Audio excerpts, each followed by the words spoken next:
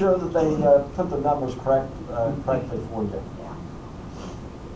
I'm curious, why is If it you not... would stand up and give your first name when you ask questions. Joe. Hi, Joe. Hi. We have the lowest cigarette tax in the country. What are the chances of doing something about that to raise income? We're going to talk reality of the building I work in Jefferson City, and these two folks are laughing with me here. We tried it twice. The voters rejected it twice. And that's been tried in the last 10 years twice. And the voters turned it down here in the state of Missouri. We could go back out to the voters again. I don't know that the sentiment has changed. The legislature is limited to how much they can raise taxes by what we refer to as the Hancock 2 provision, which basically says the legislature can only approve a certain level of tax increase without going back to the voters. And for us right now, it's roughly $85 million, which, granted, that would help, but it's not going to solve the $700 million hole that we have in the budget next year. And going back to the political reality of where I work, the House and the Senate are both controlled very significant majorities by the Republican Party, and they have been very clear they're not interested in raising taxes. So I'm afraid that's where we are, and we are lowest. It's at 17 cents. I think even the tobacco states, the states that raise tobacco, are 50, 60, 70 cents. I think we're 50 out of 50, aren't we? Yeah, we are. Yeah.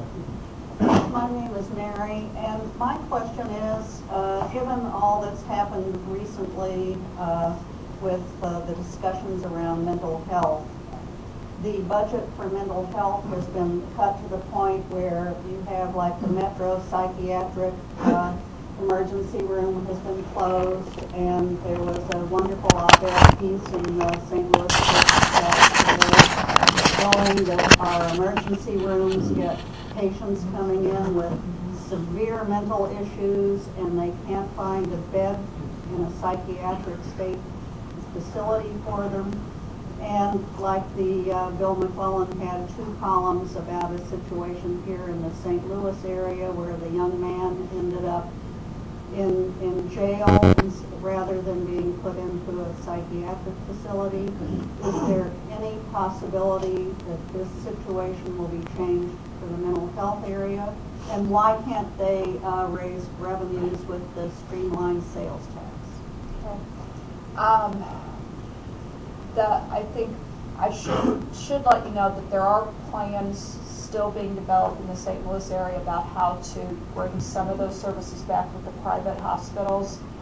They're not fully fleshed out, but just so you know, hopefully soon we'll be able to share some additional information about what we're going to do in about this particular subject. But I know it's much broader than that. The mental health budget has been reduced quite a bit, particularly the non-Medicaid services in mental health.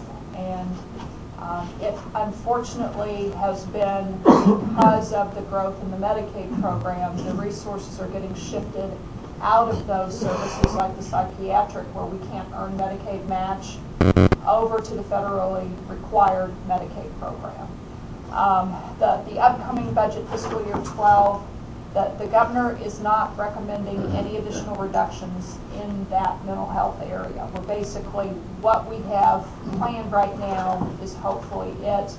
We don't know if that's going to survive through the legislature or not, because they may not agree with what he's done with the rest of the budget, and we've got to negotiate that with the House and Senate still. So if things start to turn around a little bit, we're